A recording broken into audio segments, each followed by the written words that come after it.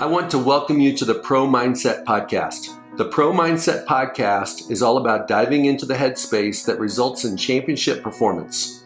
High-performing athletes, winners, have this mental flow and have a positive headspace for their performances and success. Join me, Craig Domann, sports attorney and NFL agent, on this podcast. I will interview pro athletes, college athletes, football coaches, and sports personalities.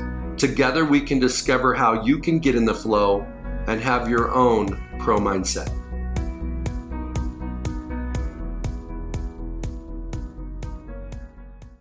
I want to welcome today to Pro Mindset two beautiful young ladies who happen to be either married or soon to be married to NFL players, better known as WAGS, wives and girlfriends of pro athletes. I have Nina and Hannah, and Nina is the soon-to-be bride of one of my linebackers who plays for the Houston Texans, Dylan Cole, and Hannah is the new bride of the long snapper for the Indianapolis Colts, Luke Rhodes. Welcome, guys, to the show. So I want to thank you guys for being on today. Let's start out by first just talking about what it's like to have a honey that plays in the NFL. So many things. I know. I feel People like have no idea what it's really like. Well, I think it's totally different than what a lot of like TV shows or media projects it to be, and I think it's totally different than what I thought it was going to be from the outside. You don't know what it's like until you're in it. Yeah. It's a completely... The life is just way different, like you said, than anyone thinks. Very independent. It's awesome. At first, because I was new to it just like he was. It was so cool, and you're like living it, and this is the dream, and then it still is the dream. I mean, it's, we're very blessed, but it's a grind. So, from my many years of experience in working with players, I feel like the people that are kind of like forgotten about are the wives, because when the players are going through training camp, you're going through training camp. When he's isolated in camp, you're isolated at home. Oh, I mean... True? Yeah, I think that's why it's very independent. I don't think people realize that, especially from like our perspective. You really... Yes, you have a significant other, but they're gone from 6 a.m. till 6:30, 7, depending on if they're getting treatment, X, Y, and Z every day during the season. Well, and it's hard to be, for me, you too, like, before I met Luke, I was independent, doing my thing, like, never relied on anyone, and then you get into this life, and, like, we're living in their shadows. Yeah. Like, it's always about Luke, and even, like, with me, when, like, getting, like, a new job, it's, people will care about, what does he do? Like, yeah.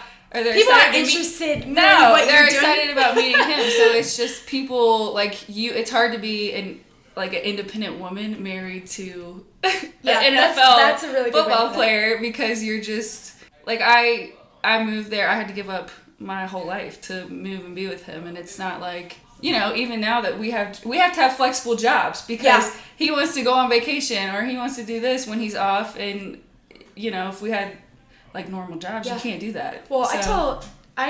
When Dylan and I talk about it, I say like life goes through different phases, and you have to remember that. But right now, football is life. Like it is life, and it's good, bad, ugly, day to day, in season, out of season, injured, not injured. Football is life for him, for me, for our families, for y'all. Well, like you have everybody. and then in off season, like right now, you have to take full advantage of every moment you get together, because once football starts, it's gone. Like us now, we're trying to do house projects, and I'm not doing all that stuff by myself. So I'm like, we're gonna do this now, and people are like, why are you trying to do so much at once? And I'm like, because once he goes to season, he's gone. Like, he's not here. He is here one day on an off day, and he doesn't want to do anything but sleep, because he's just like, even stuff that people don't think about. I know Dylan eats really clean, so does Luke. Like going out to restaurants when it's season, we're cooking at home every night. So it's like you're in your little bubble, and right now it's like see as much family as you can, eat out when you want to eat out, because from August through, you have to predict February, everyone wants to go to Super Bowl. It's the routine, and they come home, they want dinner, and they want to go to bed. Yeah. That's it. Nothing else. How do you fight for your own identity in your marriage, with your friends, with your relatives when everything is centered around your honey? With my friends, I feel like friends is kind of easy because my friends are like, they're team Hannah all day. Like they're all about anything that I can do to, better myself. Family is kind of the same way. It's like, I think for me, it's figuring out, making sure I have like a passion of mine and I have something that I get to pursue, even if it's not, I know that there's like plenty of women within the NFL that do not work. So it doesn't even have to be work related. It could be, I don't know, a craft that you like to do, or if you like to work out, which mine's whatever. Just like fitness. So I make sure that I have like my core and like my own passion, because at some point football will end for the guys and they'll have to kind of reevaluate. So I feel like we have to have that's gonna be a hard hitter when that happens. I know, it'll be bad. They're not gonna know what hit them when that happens. But you have to have your own thing, or you're gonna get lost. It can be anything. It can literally, like, if you like to journal. I mean, there's like endless possibilities. But I think the worst thing you can do is not the worst thing, but what a lot of people do, and I think they get caught up in, is trying to like live through their partner, their spouse who is playing, and you're not going to get what they get from it, because that's not you, you know? Mm-hmm. I think you have to have a line of like support, but you also have to have a niche of your own. Well, let's talk about game day. You're in the family section in the stadium, mm-hmm. and inevitably from time to time you're going to hear somebody bashing your honey. Or bashing one of your friends' honeys. Uh-huh. How do you deal with the criticism that you might read on the internet, see on social media, or just happen to hear in the ladies' restroom at the stadium on game day? Oh my gosh. I don't know. Do you have a Twitter? No. So I have a Twitter. I could not tell you the last time I posted something on Twitter, but man, people roast other like players and stuff, and I don't know if it's because people are behind a screen, but Twitter's brutal to people. I know. And I mean, that's like kind of just a random thought, but it happens to everybody, every game. Like, nobody is going to be perfect. And I think that when you're not the one playing the game, it's a lot easier to point fingers and say, I would have done this or I would have done that. So I almost look at it as not ignorance, but they just don't know any better. Like, these people are watching professional athletes who make the game look really, really easy. They have no idea. Yeah, they just don't have a perspective of what's really like going on. I mean, we don't even know, and we're like with them, Yeah. I get heated. Like I can't go to, like, I'm the loud standing the whole time, and everyone else isn't like that. So that's why I like to go with like my people, because I'm like in the game. When we were at Texas, like I'm up the whole time, like whatever. And that some people don't like that I'm like that. They think that, but I'm like, this is our team. I'm gonna hold it down for them. And but I think you just have to, like, it becomes like, I feel like you get into like the business mindset where you don't even think about stuff like that anymore. You should just start to like, well, 9 out of 10 times people start to figure out, I think it takes a little bit, but during games, people figure out that you're associated in some way, whether it's like a family member or I think fans are aware of their surroundings, and sometimes they'll like slip up. I know there was a game, like, I want to say it was last year, and there was a fan in front of us, and they were just every player. I mean, they were criticizing everybody. And sure enough, like, Dylan missed a tackle or something, and they had said something. And it was just one of those things where it's just like, that's fine. They're just watching the game and picking at everything. Yeah. I think you just have you have to have tough skin, because it doesn't matter. What do you see as your coaching role of being a spouse of a football player? What kind of coaching do you give your honey? Support. I would say, I don't know. It depends. It depends on the day though too, because some days I read Dylan's body language and the type of day he's had, and then figure out which direction I need to kind of take. Because there's days where, I don't know, you've had a bad day, or it was hot outside. We live in Houston, so it's scorching all the time. But there's some days where he just doesn't really want to talk very much. But I think if we're thinking thoroughly, like, just support, making sure he's in the right mindset. The mentality that they have is huge. Well, I think some days they that, question that. Well, like being able to come home and like cut it off, because like that there will be times when Luke comes home and he has nothing to say, and I'm like, I haven't seen you all day. Like, you don't have anything to talk about. Like, stop thinking about it's hard, but stop. You gotta like cut it off. And you're at home we now. need to talk about something. Yeah. We almost don't. I try almost, especially during season, because it is a long season. I almost try not to even really talk about football unless Dylan wants to talk about football. Because it's like a break. Yeah. Like, you've been there all day. The last thing I want to do is, oh, how was your day? Did this go right? Did this go wrong? Oh, what happened with this person? It's more or less like, maybe I tell him about my day, or just anything not football related. You know, everybody seeks like positive affirmations somewhere. Like, I seek it from him, they seek it from us. It's just in different ways. So I think it varies truly like every day. Yeah, I think you're right. Okay, one of the things that I see that happens in relationships with spouses of NFL players is the following. Off season is awesome. Vacations, downtime, flexibility, even OTAs are a couple hours a day for the vets. So there's a lot of free time. You can go see your friends, college friends, high school friends, family. And then after the 4th of July, and we're there right now, the players start counting down in their mind, and the spouses do too. Camp starts on July 23rd, or whatever it may be. And so players kind of have their like list of things that they want to get done because they know they're not going to get it done during the season. But more importantly than that, the spouses do too. So I see more conflict in relationships during that window, because once they go off to camp, they're gone. You can be mad at them. You could have a honey-do list a mile long. They're not doing it. Nope. Not a chance. Not a chance. And then after a long season, which is 5 months. Yeah. Sometimes 6. Of them doing nothing. Of them doing nothing around the house. All football. Yeah. Because that's their livelihood. That's the couple's livelihood. So you got to do everything that's going to pour into his career. So what typically happens in that window is the guys start thinking about all the fun things they'd like to do that they didn't get to do for the last 5 months. Yeah. As soon as the season's over, like sleep, go fishing, go hunting, go do something. Little things. And Mama Bear has got the same idea. All the honeydews that he didn't finish before he started camp haven't gone away. So she's got a list a mile long. So about the time he goes, hey, I want to do this. Well, I thought you were going to do that.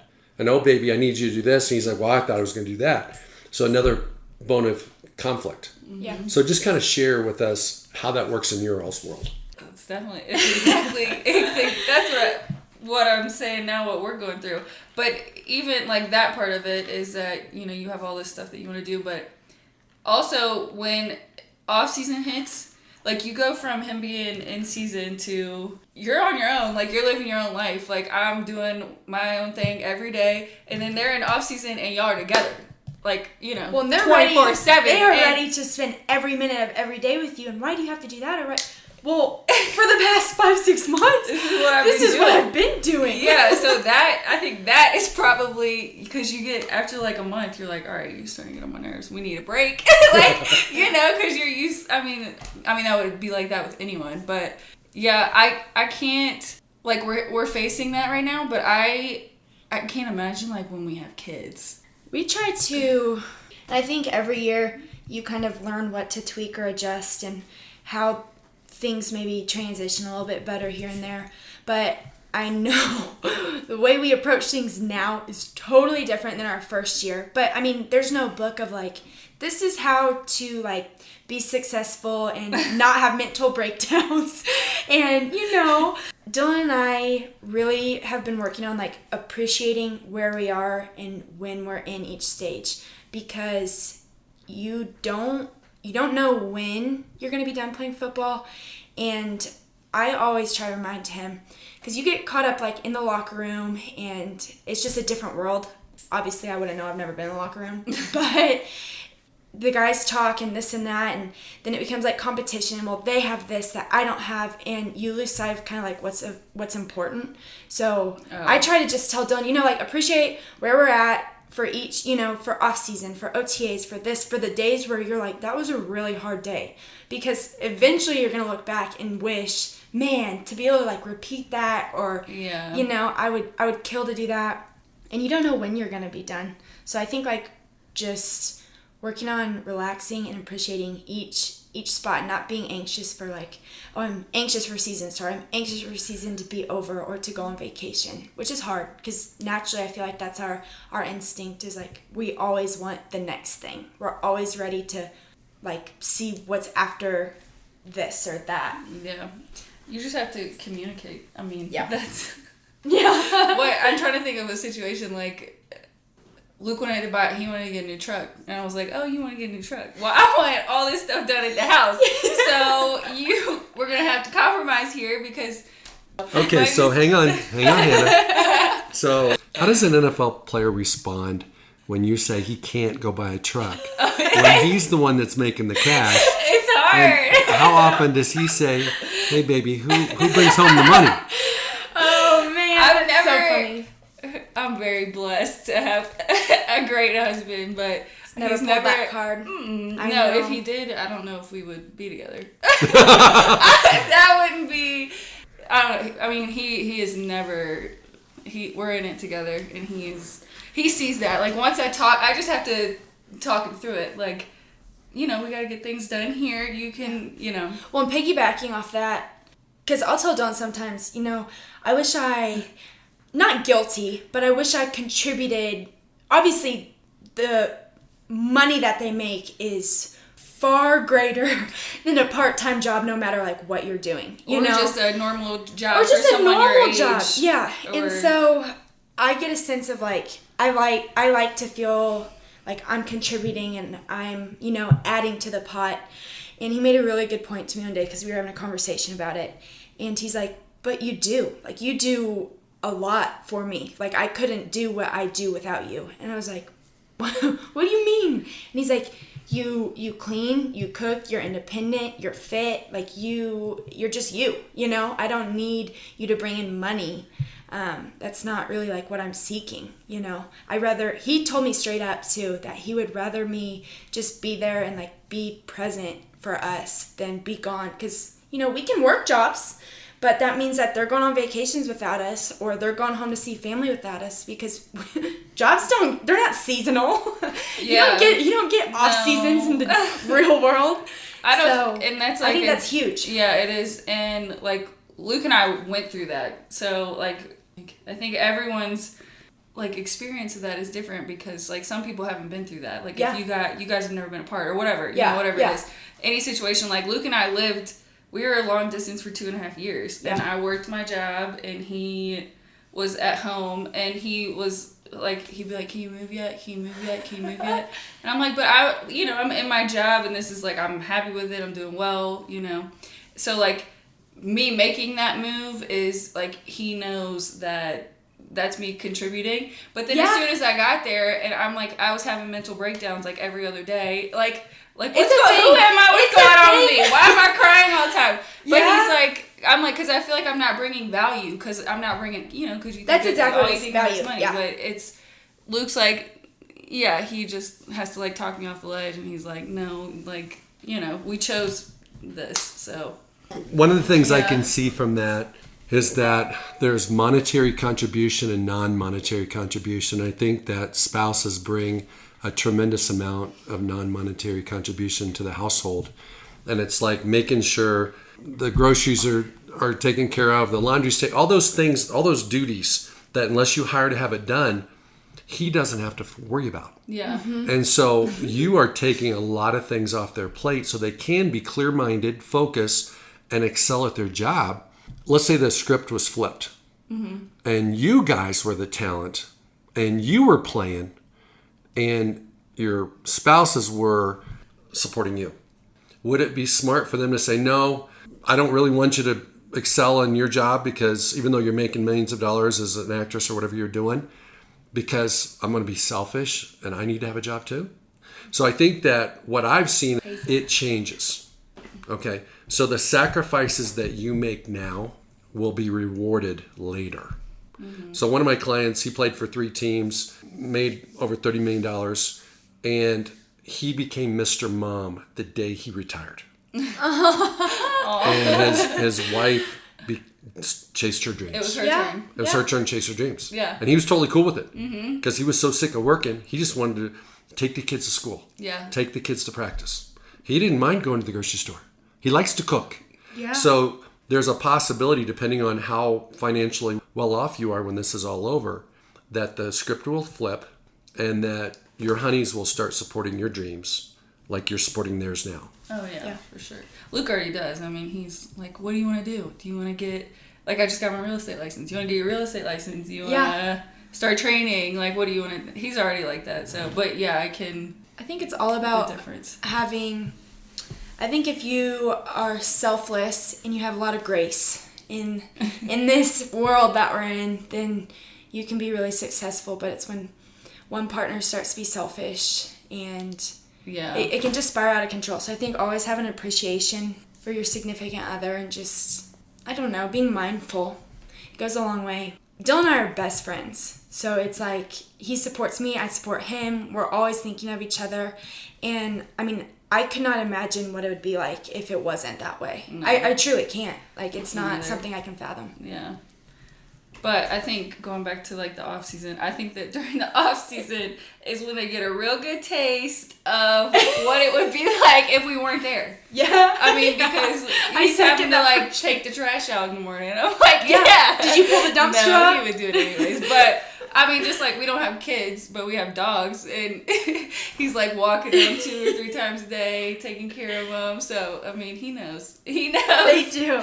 Yeah. It was last week, I think. I had made dinner and I had a long day, and I don't remember. I think I worked like in the morning and then went back and taught fitness that night.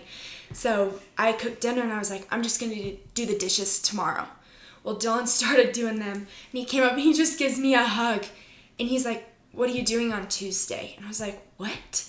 And I was like, I mean, I'll work in the morning and teach my classes, but that's it. And he goes, I just realized how much I hate doing the dishes, and I booked you a hydrofacial because I just really appreciate you. He did 2 dishes. And I don't even think he put them in the dishwasher, but it's just like, it's the little, like that stuff where it's just like you're reminded, like, I mean, something so small. Oh, that's sweet. Yeah. But off season like they Mr. do. Mom. Luke is like, I'll be in the kitchen doing the dishes, and he'll come in and start like trying to help me and just slowly take over. And I'll be like, "You just do it." Yeah, You just do it. He does everything. So we. Okay, let's move into a very juicy topic. Ooh. Social media. How do you deal with social media when you have some certain people out there, call them Jersey chasers, call them what you want, that love a challenge, want to break up a relationship, and want to have a professional athlete as a husband, and they might take a liking to your spouse. How do you deal with those kind of situations? You want to start that one, or you want me to start that one? You start. You want me to start that one? I'll let you.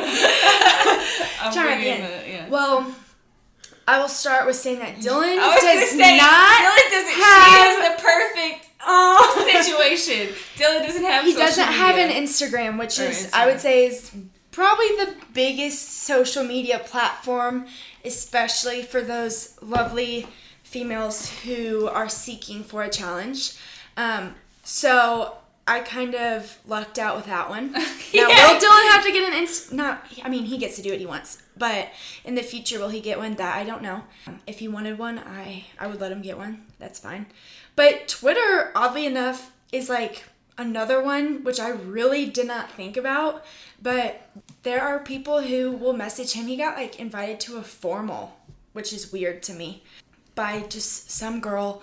But honest to goodness, like in the simplest of terms, I would just say like having full on trust, because it's going to happen. It happens to people all over the place, out at dinner, out at a bar, I mean, anywhere. And so I think them, especially having their little blue check mark of like verified or whatever it is, it just draws more attention. Well, we almost joke about it, truthfully, because if you get caught up in it, it is a bottomless black pit of just like doubt. And I don't even let it faze me. But I think that making sure that your spouse or the guy is at least reassuring you, which is nice. But I don't really have to deal with it, to be honest. Yeah, you don't. I don't. They're just relentless. Like, they don't. No mercy. No, I mean, it'll be like as simple as like someone after a game, somebody will send Luke a DM and be like, "Good game today." I'm just like, why? Like, that's nice, but what were your intentions in that? Like, yeah, you didn't want to just say "good game." Like, I don't know. It is. I could go on all day about this one. If you really I mean, I have the part of me who wants to yoke some of these girls up and be like, do you not see that I'm all over his page? Like, I know you do see it, but you just don't care. That's just it. That women just don't care. No, they don't care. And it's like, oh gosh. It's hard. I don't deal with it the way that Instagram is probably like the worst. I don't like most, because I know that everyone's going through it. I know it's not just like us or a few people on the team. Like, I know it is, every single woman is dealing with the same crap. So I don't know what you do. Like, what do you do, Craig? Skin? You got, Craig, answer that question. What do you do in that situation? Because a part of me, some of these girls too are in Indiana, and it's like I know who these girls are, and I have to just control myself on a normal. Like, I'm from the country. I couldn't do that. Like, we don't do things that way. I would not. Like, so what are the it takes a lot of self-control, but it's another thing is like they don't, like, women, like, they're creating such a bad name for themselves. Like, that's such an ugly thing to do. Like, it really is. It's such an ugly thing to do. And people just do it every day. So it's not even like, you can't trust anyone else. Like, you have to be able to trust your man. That's what it comes down to. Yeah. It's not going to work, and you're going to be miserable, and you're going to be so insecure and doubting yourself every day because it never stops. Well, here's my perspective on it. I think, number one, you have to talk about it with your partner. You have to be very transparent with each other about, this is the way of the world today. Mm-hmm. And when your honey makes a big play on TV in an NFL game, there's girls sitting on the couches all over the place, could be anywhere in the country, that have access to your honeys through social media. Mm-hmm. They might send naked pictures. They may send messages. They may send invitations. They may send them a message, hey, I see you're coming to Cali in November for an away game. Let me know if you need some entertainment. So it boils down to trust between you and your spouse and your player and your man. And I think it also is very healthy to have conversations. And then I truly believe that there needs to be some type of an agreement between a man and a woman, especially when the man plays in the NFL, that he doesn't do anything that's going to make you feel uncomfortable. Because if it makes you feel uncomfortable, eventually it's going to make him feel uncomfortable. Yeah. And it's going to deteriorate your relationship. And so if he's all in, and if you're all in, you kind of have to make that decision that, hey, this is, be thankful that people know who you are and want to be with you. But if you want to be with me, you can't be with them. Okay? Yeah. And so if you want to be with them, then we can't be together. Mm-hmm. Okay? And I'm not being brash about it, but hey, give me half your money and I'll move on down the road. Yeah. Okay? Bye. And you can live with one of those crazy people. But the bottom line is, I think, really communication, trust, acknowledgement between you guys, and then you need to kind of have a manifested conversation where you be honest about what you're comfortable with. So maybe it's they shut down social media for a little bit. Maybe it's they show you every time something stupid comes up. Because if they're showing it to you, they're not acting on it. Hiding it. Yeah. Right? Mm-hmm. Because you chose to be in this world in the sense that you knew your guys were football players. So you knew what you were getting into. Mm-hmm. And this is just part of it. If you get connected to a man that doesn't have good character, doesn't have fidelity, is not a trusting person, you're probably with the wrong guy. It's gonna sink without a doubt. You have to be so strong-willed as an individual and as a couple. Like, you really have to be. I mean, I don't even know what word to fill it with. You have to be in it for the right reasons. You can't. Yeah, that's the bottom line. You really do. If you're not, I'm not with Luke because he plays football. I'm with Luke for. If he didn't play football, I'd still love him. What dreams do you guys have in your life after the NFL? Where you want to live? What do you want to do? What kind of lifestyle you want to have? What kind of career do you want to have? What kind of dreams do you have? I want to have a family. I mean, that'll probably start before... Hopefully, because we're going to have nice long careers. Long careers. But I would like to start a family, a couple years down the road. But really, when football's done, I feel like you can truly, settle and, know where this is, our home. It's not you wake up every day and are like, oh, are we going to be moving today? What's going to happen? You're not living that day to day. You can truly, relax and breathe. I want to be back with my family, which will probably be Arizona. But I would love to just have more family time with, siblings and parents. And that's for Dylan's side too. I think it'd be awesome for us to be able to either open up a facility or some sort of training program. Just something that you can do jointly. Obviously we can't be out there playing football with them. It'd be tragic. But I think doing more things that are us. I don't know. It's kind of weird. I haven't really truly thought enough about that question. That's very surface level answer. I really don't ever think about it. I think about now, and that's what I try to think about. But I don't know. Luke and our situation's a little different. We have no idea where we're gonna. We talk about it now. Where we're gonna live after if we have kids, and they're gonna start going to school and say they're 8 years old. Do you want to move your kids? So Indiana might be home for forever. It's a battle. You don't know. Even buying a house. Do you buy a house you're gonna just live in for a few years? Do you buy, do you invest in that really nice home that you're gonna be in forever? I don't know. It's gonna be a wreck when we're done with football because his family's in Pennsylvania, mine's in Virginia. So where would we move? I know that we're gonna want, because we're fitness is life for both of us too. So I know we want to open up a gym, a facility somewhere. Where? I have no idea. We don't know where the right spot for that is either. I don't know. You can't plan for it. I was just about to say that. I think that's something where you just take it. When it happens, you're like, all right, on to the next chapter. What do we do? Yeah, it's definitely. And then you just start putting the pieces together. But I don't think you can really fully plan for it until it happens. We're going to be picking up a lot of pieces when it's over. They're not going to know what to do. Well, one of the things I've seen is that players that have a very clear plan B, okay? Plan A is football. Yes. Mm-hmm. And they have a crystal clear view of what they want to do when they're done. Their plan A goes away. It just, for some reason, it just goes away. Because they start spending too much time thinking about B in case A doesn't work out. And it's almost a self-fulfilling prophecy. And then all of a sudden you find you get sideswiped. You didn't think you were going to get cut, and then you get axed. Yeah. So I think it's perfectly fine to focus on plan A, focus on football. You guys are smart. You guys both have your degrees. Mm-hmm. Yes. And it's you guys have bright futures with or without football. But the longer your honey plays football, the more financial security you're going to have.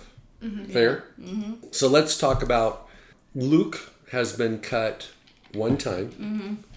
Dylan's never been cut. Dylan has never been cut. We're knocking on all that wood. Knocking on lots of wood. And Luke just signed a nice contract, so he's got financial security at the moment.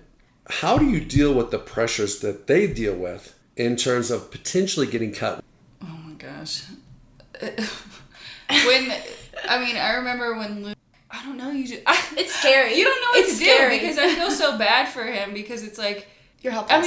His whole life he doesn't want to get close to people. He doesn't want to because it could go away the next day, and so I don't even know what to tell anyone. I don't know how to talk anyone through that. You just gotta go day by day and just. We're religious people, so always sticking to your faith, and that's kind of just how we got through it. But it's definitely a tough battle, and they come from being the All-Stars, so it's a serious reality check for them. But we got through it, so we're at a different point now. I don't know. You never know where tomorrow's gonna take you. Even with him signing a contract, yeah. Right? It doesn't matter. You never know. It's a performance-based business. Yeah. And teams they're comfortable with dead money. If a player doesn't live up to his contract, they cut him in a New York second. There's very, very few players in an NFL locker room that truly have job security. Yeah. Okay, you can have financial security and not have job security. Mm-hmm. Yeah. And when that carpet is pulled from under their feet, it's a huge identity check. Oh. I mean, they have doubts. They want to know what's going to happen in their future. I see that players go through internal hell during that time period when they could get cut. It's almost better to get cut when you didn't see it coming. For some reason, the organization decides to go in a different direction, and they tap you on the shoulder and say, hey, bring your playbook, and hey, clean out your locker, and thanks, but no thanks. It absolutely sucks. It's a shock, but it doesn't hurt. Yeah, it's not mental. Like, yes. With this, it's like they feel like they're walking on eggshells because they don't want to ever make a mistake because they're worried that that's going to get me cut. So what I've found is that guys that stress out about potentially getting cut do. Not all the time, but most of the time. You almost have to have that mindset of, and I'm just going to go to work today, and I'm going to do everything I can. Coach doesn't like me. They think somebody else is better. And just go balls to the wall, give it everything you got. Don't worry about failing. And most of the time, you're going to be successful. Yeah. Players have to psych themselves into thinking that, cut me if you want. Mm-hmm. I don't care.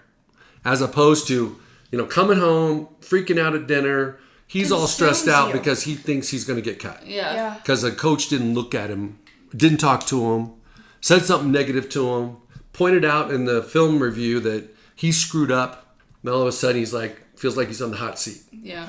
If he processes that information that way and internalizes that pressure, he won't be able to perform the next day. So I think it's really important for significant others, if they can. You have to pump them up. You got to support them. Oh, yeah. You got to focus on the positive. Calling Luke, let's effing go to work today. You have to be that way. Or they're hype man. You have to be the hype man. Yeah. You're like the wingman. It's go time. Wreck someone, whatever it is.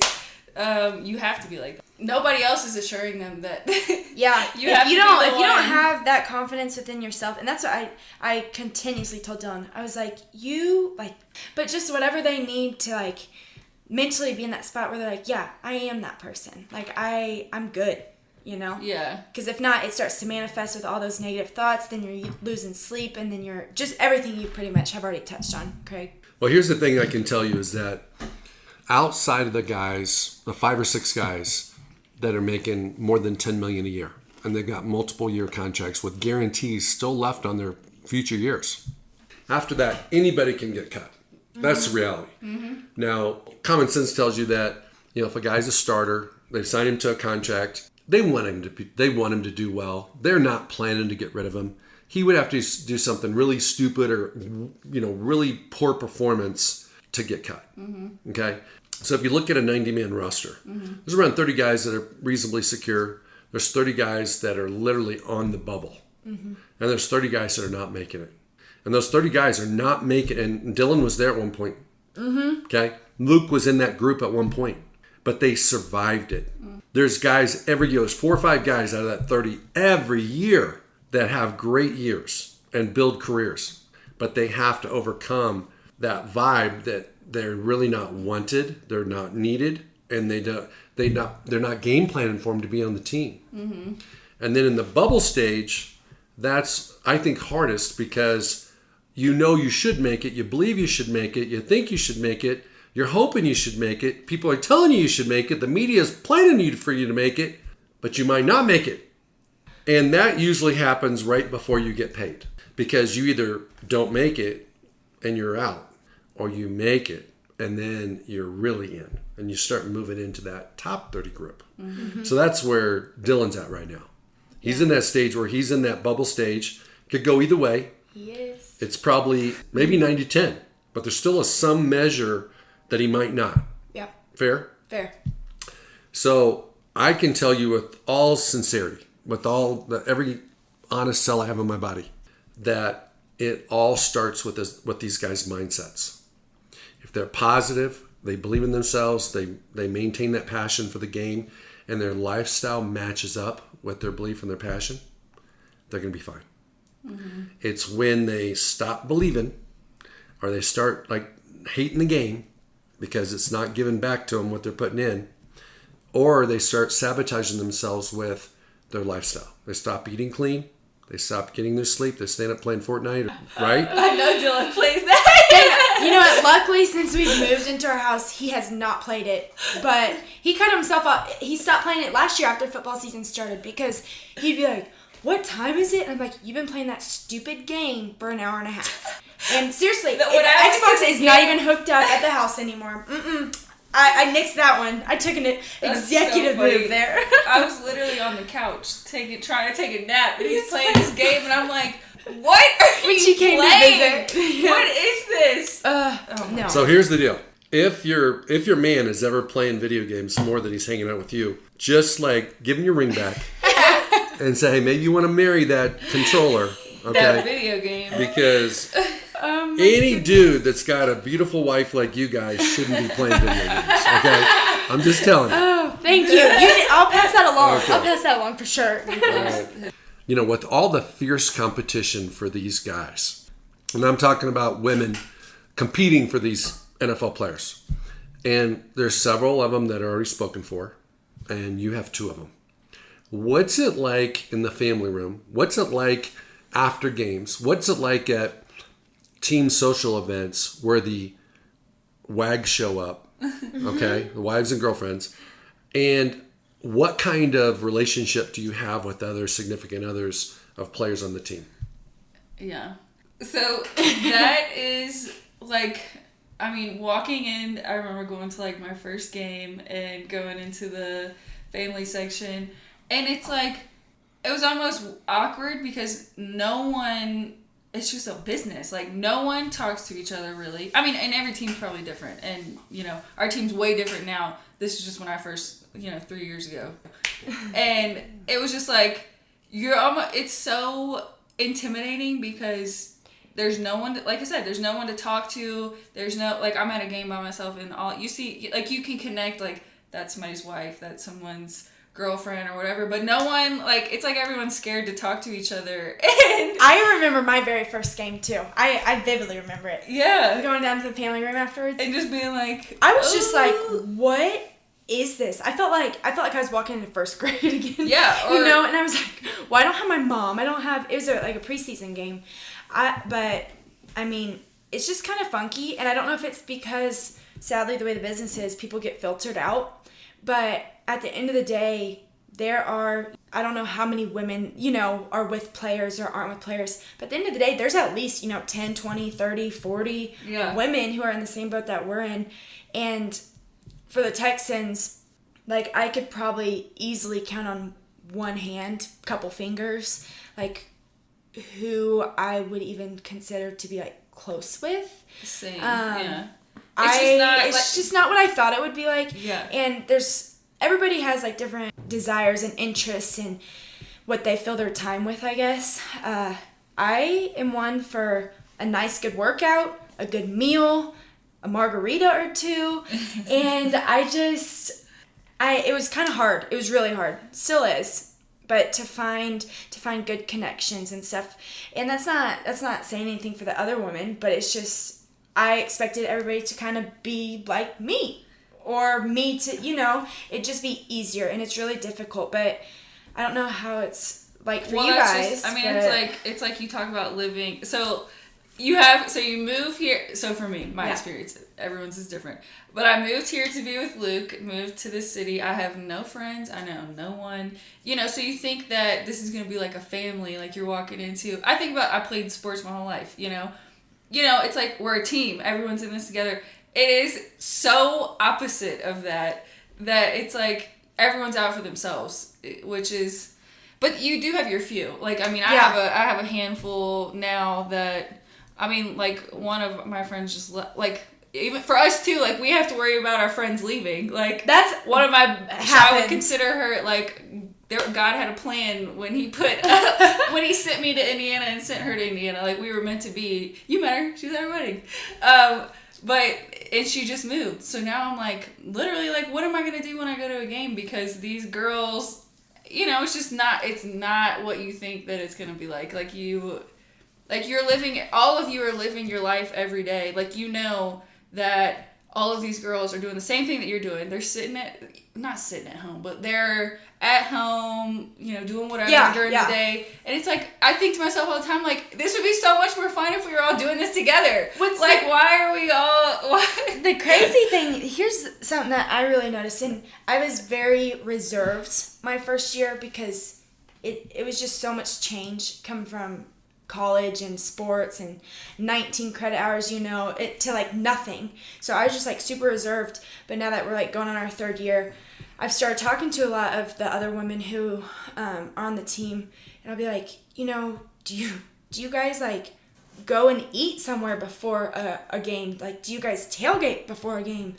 No, but we would love to. Well, I go with, you know, Dylan's family or my family if they're there, and I'm like, we should really work at... Everybody wants to be closer, but it's like nobody wants to make a move. The women need it's weird. Like an organization. They need help. Figure this thing out because it's not figured out. Is it like that for you guys? Yeah, it's the same way. Yeah. It's like we have Nicole Andrew Luck, which she's Nicole Luck now. She does she has planned everything. You know, she planned events for us to do and different things. That way everyone could meet each other, and like, that was great, but it's like, what are we going to do if Nicole doesn't do that? Because she just does it because she wants to. Like, and not all teams are like that. We've got it's brutal. a really close couple to Dylan and I. Actually, they did get cut, but we stayed in like contact with them and still hang out with them to this day. They're still in Houston, but they were previously with, I want to say, the Oakland Raiders, and she loved the women there. They had a tight-knit group. They did like potlucks in the parking lot before games, and like we're very close, which I truly think it's just team to team it's different. But if I could like make a recommendation, you know, I think that all of the women need to be almost like pushed. Like, we're doing this. Like, this is what's happening because we're like a team everybody wants it. Yeah, we're like a team too, and I think it's important for the guys too. So Brooke and Eric, like Eric and Luke are now like, they love each other. And it's like, y'all never would have been friends if it wasn't for Brooke and I. Like, y'all became friends because of us. So it's like, they need it too. Well, I think there's a couple thoughts on that. One is that there's different dynamics, certainly for all 32 teams. Mm-hmm. But ironically, the only people that can really identify with what these players are going through, the pressures, the highs, the lows, the injuries, the media scrutiny, is you guys, right? Mm-hmm. But here's what's going on with you guys. You have some that are married that are going to stay married. Some are married and are on their way out. Some are married and have multiple kids and might even have several in school age. Mm-hmm. All different places in life. Then you've got the girlfriend that's positioning, but 2 weeks ago was a different girlfriend, and 2 weeks from now it's going to be a different girlfriend. So you really don't want to make real good friends with that girl because you don't know how long she's going to be around. Mm-hmm. Okay? That kind of breeds a environment where you really don't trust each other. And then inevitably on an NFL team roster, it's not perfect harmony in the locker room. Mm-hmm. The dude that's backing up thinks he should be starting. The guy that's starting is thinking the coaches are trying to play the guy that's backing him up, the guy they just drafted. There's always sometimes it's a healthy tension, but sometimes it's over the top tension. Well, so as a player, you want to get away from that. So like in a normal workforce, you kind of like go play golf in the golf league, play softball team, go have some beers on a Saturday night. You do things together. And in the NFL, sometimes you don't, because you're reminded of the mental issues you're dealing with, the team issues you're dealing with, the depth chart issues you're dealing with, the financial issues you're dealing with, because they're paying him more than they're paying you, and you think you're a harder worker and more valuable than he is. And is that a guy you really want to go out to dinner with? Yeah. Okay. And you almost don't want your girl to become friends with his girl, because you don't want to hang out with him, even though you're boys with him. It's a subtle cycle. Yes. Yeah. Right? Yeah. So I think it's a very complicated dynamic, and there's no question from year to year, because there's about 23 players on average every year that change on a 53-man roster. So with that kind of turnover, and the reason why Luke may not want to like know everybody on the team is because he doesn't know which ones are going to still be there. Yeah. So what I see is I see two different rhythms. One is when we have 90 people on the roster during the off-season OTAs and during training camp, there's a different relationship in the locker room by and between all the players.